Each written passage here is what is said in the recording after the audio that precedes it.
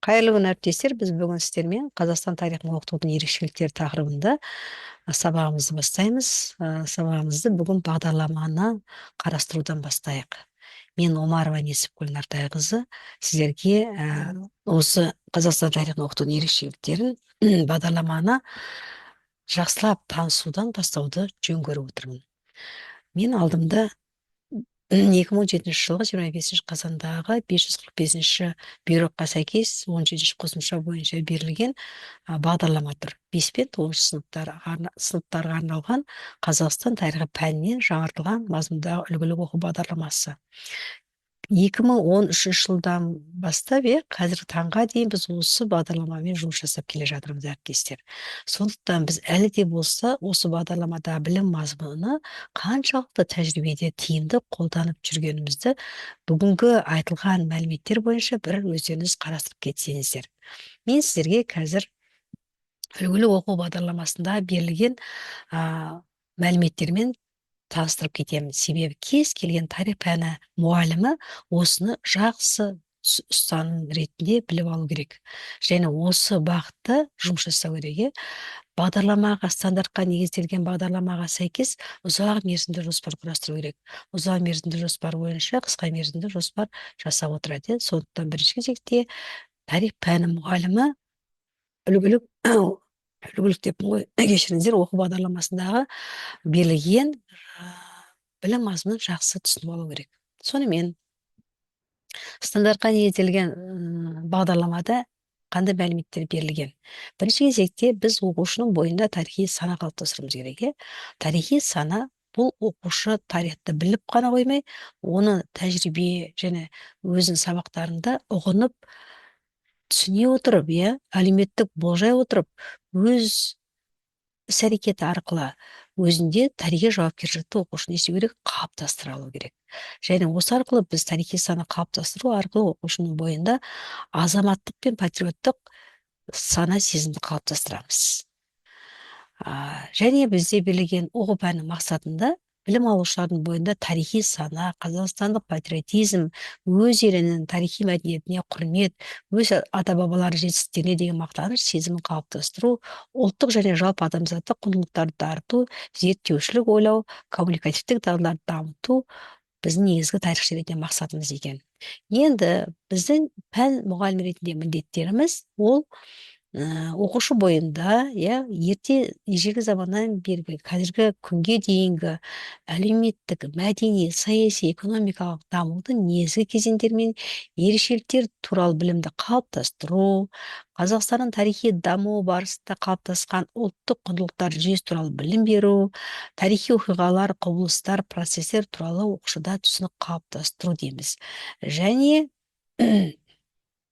сын тұрғысынан талдай алуға бала дағдылану керек, баға беруге, тарих оқиғаларға дағдылану керек. Соны қарап отырсаңыздар, оқушы бойында сын тұрғысынан ойлау дағдысын, креативті дағдыны қалыптастыру біздің негізгі міндетімізге жатады екен. Және коммуникативті дағдыны қалыптастыру да біздің міндетіміз. Қазақстан тарихы оқу пәнінің мазмұнын ұйымдастыру бойынша қарап отырсаңыздар, оқу жүктемесі әрине өзгерістер болып отыр. Оны өздеріңіз бірсыпыра қарап шығасыздар, және өздеріңіз бұл туралы білесіздер деп ойлаймын өзгерістерді. Енді мен сіздерге мұғалімнің негізгі мән беретін нәрсесі бұл Қазақстан тарихы пәніндегі бөлім мен бөлімшелерде берілген білім мазмұны. Қазақстан тарихында оқу пәнінің білім мазмұны 4 бөлімді қамтиды. Бұл оқу мақсаттарының кодында берілген. Қарап отырсаңыздар, Қазақстан тарихы 4 бөлім: әлеуметтік қатынастарды, мәдениеттің дамуын, мемлекеттің дамуы, Қазақстан экономикалық дамуы секілді 4 ірі бөлімді қамтиды. Енді мен сіздерге осы 4 бөлімді оқу мақсатында берілген кодында байланысты кестеге жазып қойған болатын. Қараңыздар, 4 бөліме: әлеуметтік қатынастардың дамуы, мәдениеттің дамуы, мемлекеттің дамуы, Қазақстан экономикалық дамуы.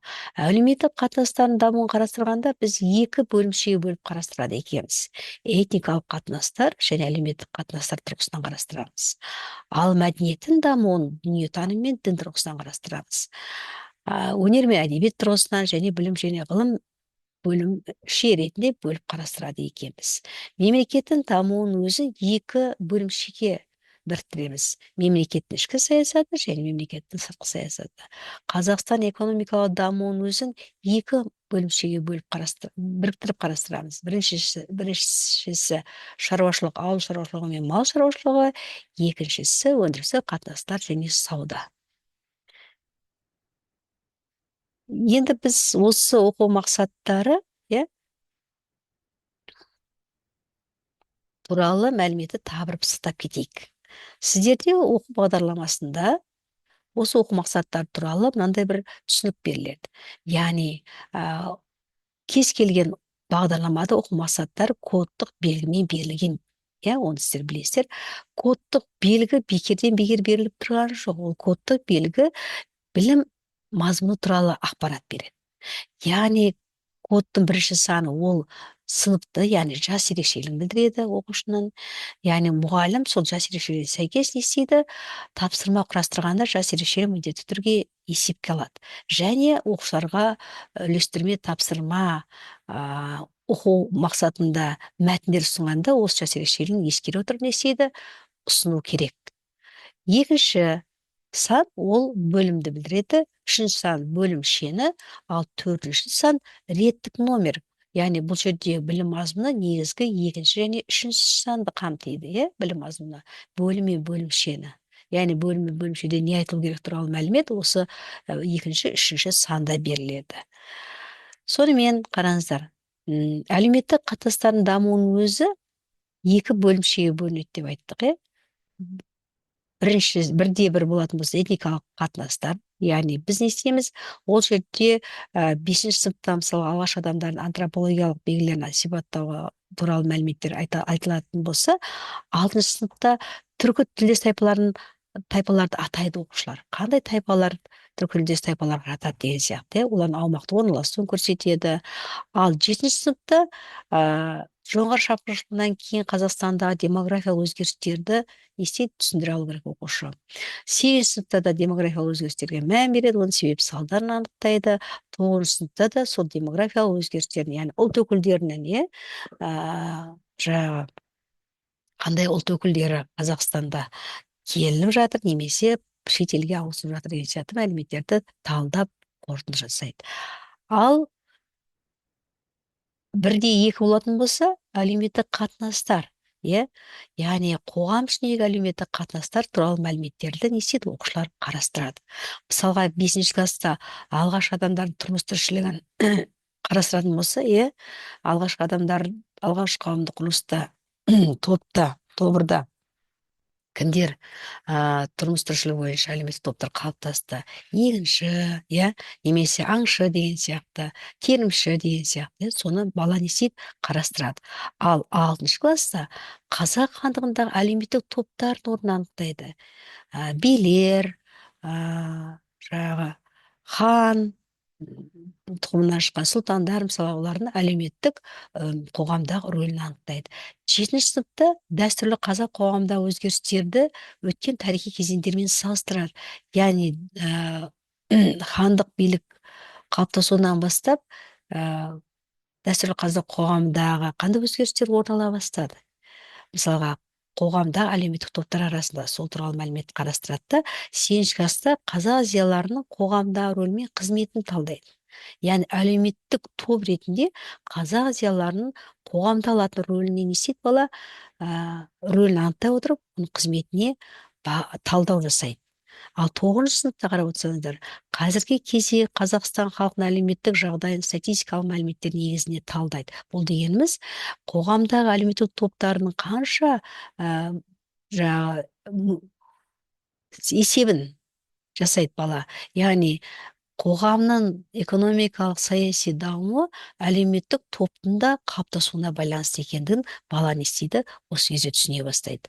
Ал мәдениеттің дамуы деген тақырыпта өткен кезде мұғалім бұл жерде 3 бөлімшеге бөлінеді мәдениеттің дамуы. Біріншісі дүниетаным мен дін, 2-де 1, мысалы 2 мәдениеттің дамуы болады да, бір дүниетаным мен дін, иә. Яғни бұл жерде бесінші класста мысалға оқушылар алғаш адамдардың наным сенімдерін сипаттайтын болса, қандай адамдар алғашқы қауымдық құрылыста неге сенді, иә, соны бала түсіндіретін болса, алтыншы класста түркілердің дүниетанымдық ерекшеліктерін түсіндіре бастайды. Ал жетінші сыныпта салт дәстүрлер мен әдет ғұрыптардың құндылықтары мен маңыздылығын анықтайды дінге байланысты, дінге және дүниетанымға байланысты. Ал сегізінші сыныпта мемлекет діни саясатының мақсаты мен салдарын бала анықтайтын болады. Ал тоғызыншы класста мемлекеттің ішіндегі әртүрлі діни ағымдарды, иә, олардың ағымдар мен ұйымдардың іс-әрекетін бала талдайды. Қоғамға қаншалықты ол әсер етіп жатқандығын, әлеуметтік топтарға, соны бала не істейді?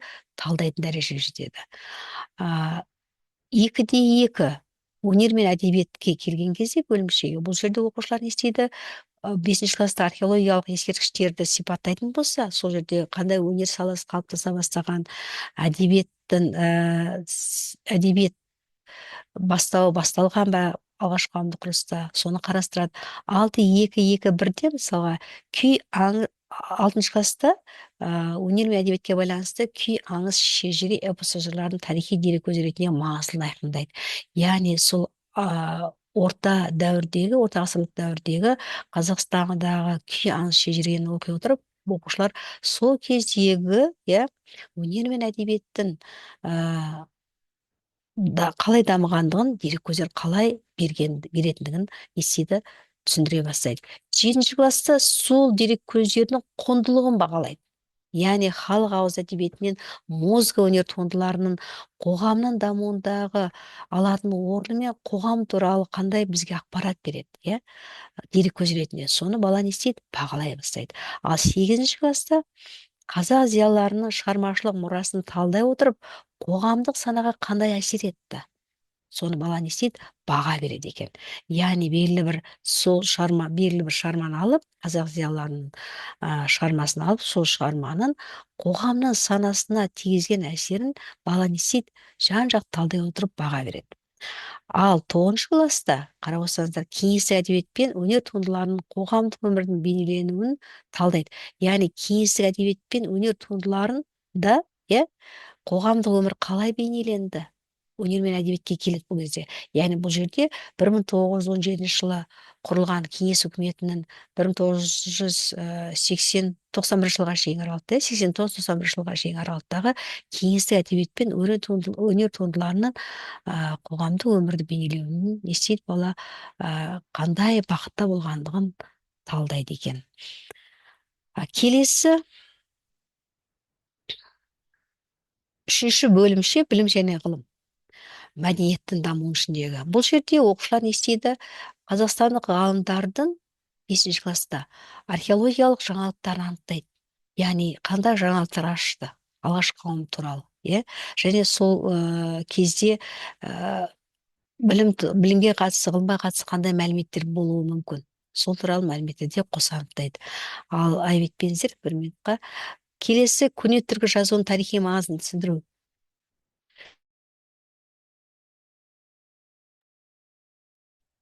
Көне түркі жазуының тарихи маңызын түсіндіру деген оқу мақсатына келетін болса, бұл жерде оқушылар осы көне түркі жазуының білім ретіндегі маңыздылығын түсіндіреді. Ал 7-ші класста Шоқан Уәлихановтың ғылыми зерттеулерінің тарихи құндылығын анықтауда Шоқан Уәлихановтың ғылымға қосқан үлесін, білімге қосқан үлесін балалар түсіндіреді. 8-ші класста ұлттық баспасөздің қоғамдық саяси сананы оятудағы рөліне баға береді. Қарап отырсаңыздар, білімнің, иә,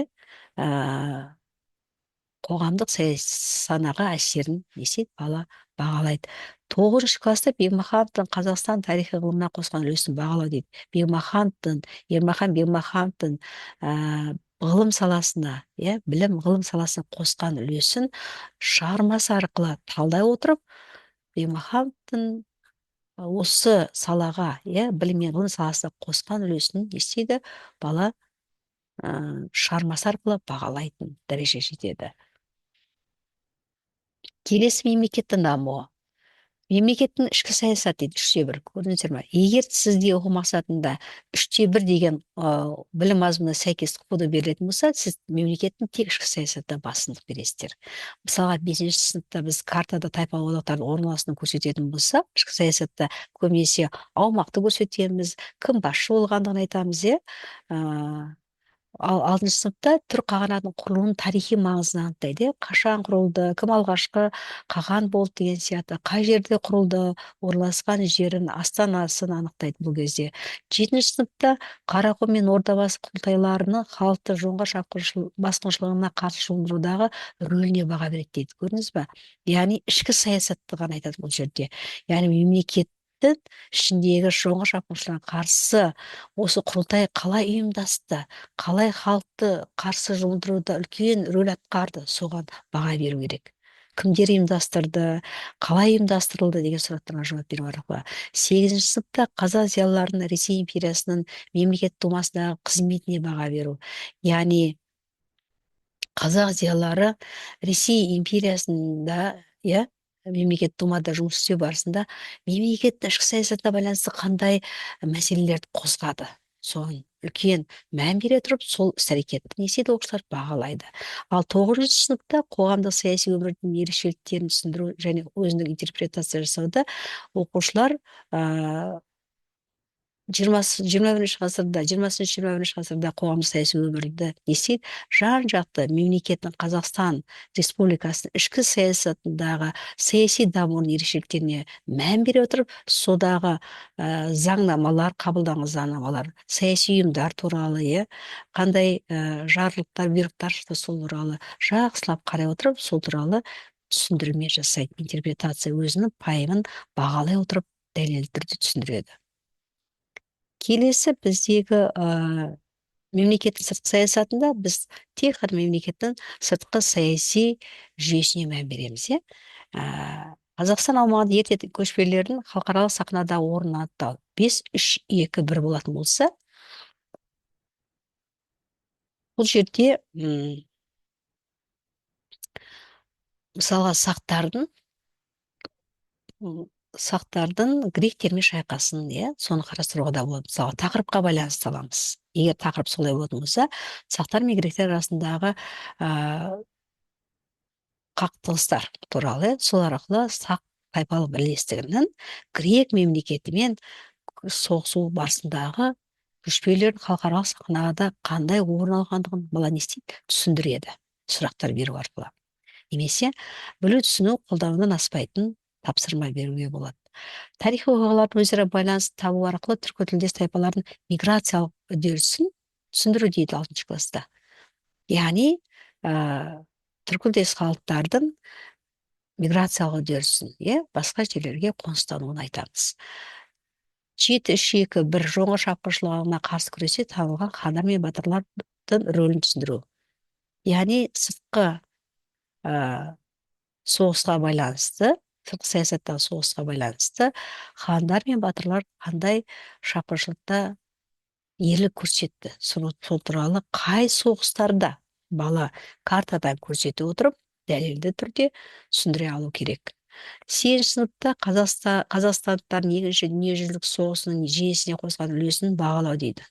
Яғни қазақстандықтардың сыртқы саясатта екінші дүниежүзілік соғысқа қатысу барысында қандай соғыстарда, қандай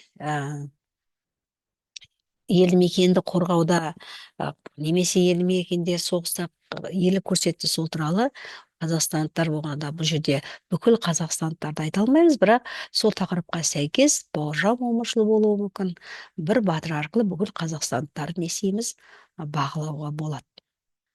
Сыртқы саясатта, яғни соғыс барысындағы жасаған ерліктеріне сәйкес, иә. 9-шы сыныпта 20-шы ғасырдың екінші жартысындағы әскери өнеркәсіп кешендерінің Қазақстанға тигізген зардаптарын талдау. Яғни бұл жерде сыртқы саясатқа байланысты Қазақстан жерінде салынған, иә, өнеркәсіп кешендер, әскери өнеркәсіп кешендерінің Қазақстанға тигізген зардаптарын айтамыз. Кешіріңіздер, бұл жерде 20-шы ғасырдың екінші жартысында дейді. мынау байқоңыр ғарыш айлағы, иә, немесе Семейдегі полигонды айтуға болады. Соның сыртқы саяси жағдайды жақсарту мақсатында жасалынды ғой ол, иә, қаруландыру мақсатында жасалынды, бірақ Қазақстанға қандай зардаптар тигізді, бала соны талдайды. Яғни сыртқы саясатқа көбірек мән береді. Бұны салынуының басты мақсаты не деген кезде, сыртқы саясаттағы саяси кеңес өкіметі сыртқы саясатына көбірек мән бере отырып, бала оқу мақсатына сәйкес жұмыс жасау керек. Келесі тақырып бөлім бізде Қазақстан экономикалық дамуы. Бұл жерде екі бөлімше бар. Біреуі шаруашылық, егін шаруашылығы мен мал шаруашылығы, екіншісі өнеркәсіп пен сауда, иә. Қарап отырсаңыздар, 4-1-де біз мүмкіндігінше шаруашылыққа мән береміз. Ежелгі адамдар алғашқы кәсібін сипаттайды, терімшілік пен аңшылықты, иә. 6 класста көшпелілер мен отырықшылар арасында экономикалық байланысты айтса, 7 класста жоңғар шапқыншылығы кезінде қазақ халқының шаруашылығына тигізген зардаптарын айтып кетеді. Мысалға, мал шаруашылығына қандай зардап келді, егін шаруашылығына қандай зардап келді. Ал 8 сыныпта деректер мен дәйектерді салыстыра отырып, жаңа экономикалық саясат кезіндегі орын алған өзгерістерді, қандай шаруашылықта өзгерістер пайда болды, иә, мал саны азайды ма, немесе егіншілік көбейді ма, азайды ма деген сияқты. 6-10 класста кеңес үкіметі кезіндегі ауыл шаруашылығында орын алған өзгерістерге баға береді. Бұл жерде тағы да шаруашылыққа басымдық береміз, егін және мал шаруашылығына байланысты. Ал 4-2-де өндірістік қатынастар мен саудада 5 класста біз еңбек құралдары мен қару түрлеріне сипаттама жасаймыз. Яғни ол кезде алғашқы қауымдық құрылыста қандай қару түрлері немесе еңбек құралдары пайда болды, иә, жасады болды. Келесі ұлы жібек жолының қала мәдениеті дамуына әсерін анықтау деген 6 класста, яғни сауда қалай дамыды, ұлы жібек жолының бойында орналасқан қалаларда, иә, Қазақстан жерінде қалалар, қала мәдениеті қалай дами бастады, қалай көркейді деген сияқты сұраққа балалар не істейді, мәлімет таба отырып анықтайды. 7 класста капиталистік қатынастардың экономикалық ықпалын анықтайды. Яғни капиталистік қатынаста қандай өндіріс қатынастар пайда болғандығын. 8 класста Қазақстандағы индустрияландырудың жетістіктері мен кемшіліктерін талдай бастайды. Яғни Қазақстандағы өндіріс қатынастар пайда болып дами бастауына байланысты қандай жетістіктер мен кемшіліктер пайда болғандығын бала не істейді, талдайды. 9 класста өнеркәсіптің ахуалын анықтап қорытынды жасайды. Яғни өнеркәсіп Қазақстандағы кеңес дәуірінен кейінгі қалыптасқан өнеркәсіптің, иә, соғыстан кейін кезең болу керек, бұл ахуалын анықтайды бала. Өндірістік қатынастар 4-2-де таза өнеркәсіп қатынастарға байланысты. Бірақ әріптестер, бір нәрсеге мен сіздерге назар аударыңыздар деп айтам. Оқу мақсатынан сабақты мақсатын шығарған кезде міндетті түрде тақырыпқа мән беріңіздер. Иә? Мысалға, мынандай тақырыптар көп кездеседі. Қазір саламатсыз ба?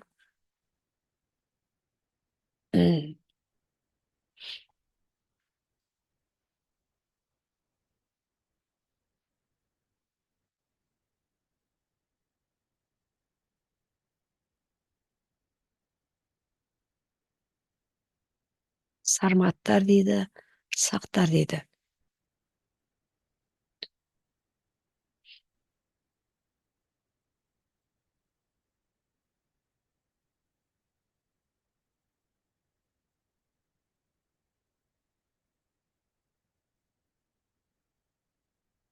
Ежелгі тайпалардың дүниетанымын сипаттау дейді. Бұл жерде көшпелілерді айтады.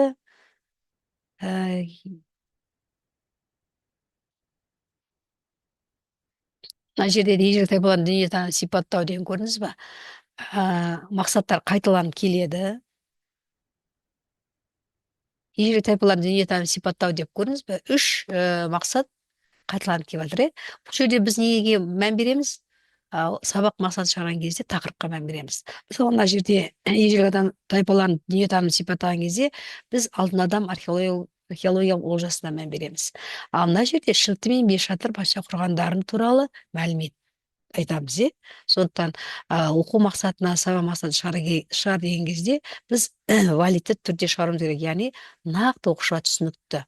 Біз ежелгі тайпалар дүниетанымды сипаттаңдар деп бере салмайсыздар. Тақырыппен байланыстыра отырып жазасыздар. Әріптестер, бүгінгі біздің сабағымыз осымен аяқталады. Келесі сабақта біз оқу мақсаттарынан сабақтың мақсатын шығару туралы мәліметтерге тоқталамыз. Және келесі сабақтарда біз тарих ойлау дағдысы, тарих ойлау дағдысынан тұжырымдаманы қандай тұжырымдама бойынша жұмыс жасайтынымыз туралы мәліметтермен сіздермен таныстырамын. Сау саламатта кездескенше.